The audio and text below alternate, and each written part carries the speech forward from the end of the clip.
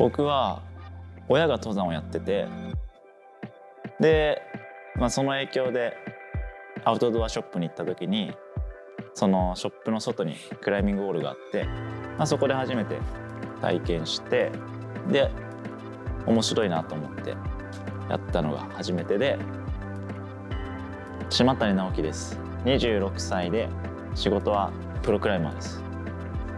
野村真一郎です。26歳で、仕事は同じくプロクライマーです。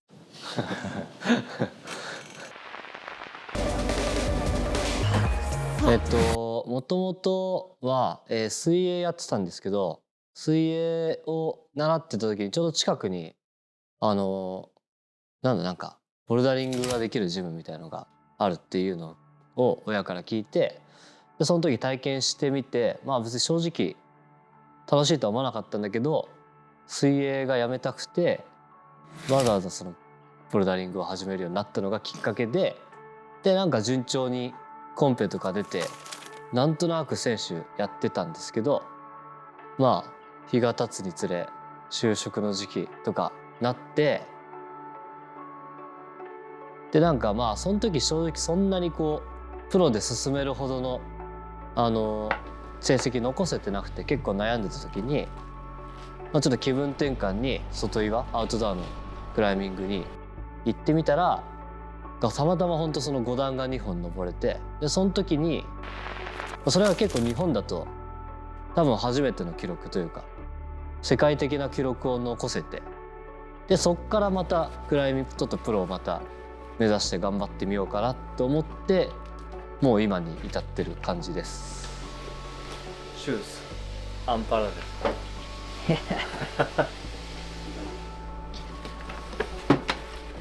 あと初めて世界ユース行ったのがシンガポールでその時にワールドユースで、初めてだったからやっぱ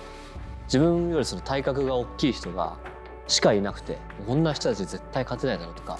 正直思ってたんですけど、いざ戦ってみたら結構その自分がちっちゃい小柄な人でも逆に有利に働く場面が多くて、でそれがなんかクライミング素晴らしいなって思えた瞬間だったから。それ何年クライミング続けてても、強い人の登りとか見ると刺激受けるしのが面白いと思うし、昔は結構、がむしゃらにあんま考えずに登っただけだったんですけど、ルートセットしたりとかするようになって、いろんなクライミングスタイル意識するようになって、よりいろんなことを考えるようになりました。もともと初めてセットしたのは2017年で、昔働いてたクライミングジムで、アルバイトとして月1回ぐらいなんですけどやってて、で、そのジムが、なくなってしまうことになって、で、今後の仕事をどうしようかなって思ってた時に、もともと真一郎がその時もフリーのセッターで活動してて、で、真一郎に何件か、見習いとしてルートセット、最初は他のアルバイトとかも兼業してたんですけど、徐々に周りの人のおかげで、いろんな現場に呼んでいただけるようになって、今は本業で。僕は2018年からかな、お金をもらいながら、一応プロでやったけど、今はもう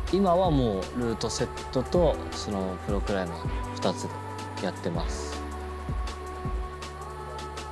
結構いろんなジムでルートセットしてて、で本当にそのジムによってタイプが違って、だとやっぱ全然特徴が違くて、でセッターによっても全くスタイルが変わってくるから、その辺も含めてまず第一にとにかく人の登りを研究してて、であとは岩場で、岩場ってその自然なものなのに、その手と足の釣り合いが取れてムーブがしっかり起こせるっていうなんかそういうところからのヒントは得て、でそれも自分に取り入れて、だから岩とまあ人のなんかこうあるのと、なんだろう、イメージですけど、なんだろう、打ち込み一つのことに打ち込みやすい、なんかちょっとオタク気質な感じもなんか日本特有で、それがクライミングに合ってるのかなっていうのは思いますね。そう本当同じで、なんかその細かい部分に対してのその深い部分の面白さっていうのをすごい好むイメージがあって、日本人の性格に合ってるのかな。ルートセットとかもルートセッターのレベルが高いのもなんかそういうところから来てるんじゃないかな。でそこからクライマーのレベルも上がってる気がします。実際その岩で活動してるって理由で日本で僕はセッターとして需要が逆にルートセットメインじゃないけど岩で活動しててルートセットもやってるから、なんかそのプラスアルファすごい、ジムと違って壁のこう形状に奥行きがあるから、すごいこう体の位置とかでムーブを作んなきゃいけないから、それがなんかすごい構成の勉強になる、ムーブの。もともとずっとまぶしの壁で小学生から登ってて、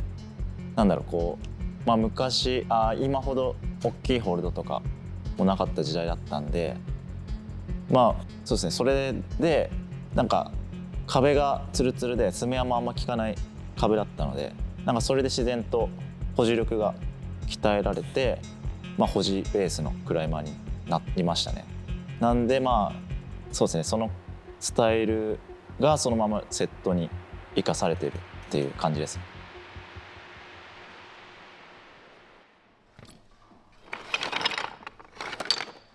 あとは手と足のバランスがいいこと。なんかそのグレードの人がギリギリ頑張れるぐらいの保持感を、なんとなく自分の中で基準があって、それを元にセットしている感じかな。本当にそのルートセットの技術が高い分、さっきの質問とちょっと似ちゃうけど、そういうなんか緻密な面白さが理解できる分、増えるかなっていう印象ですね。クオリティが高いことによってクライマーが育ちやすいから、趣味としてハマりやすい、バランスのいい課題が揃ってるから長期的に続けるクライマーが増える。23年後にどんぐらいクライマーが成長しているんだろう、その強さ的にっていうのがあって、こう保持力っていう観点だったらもう結構限界ギリギリまでいってる感じはするんですけど、こう今のユース世代とか若い人たちがこう、もっと、自分が知らない、ポジショニングだったりとか、違う要素、今目指してるのはその海外でやっぱその岩場行って、プロで生活したいっていうのが一番の目標なんで、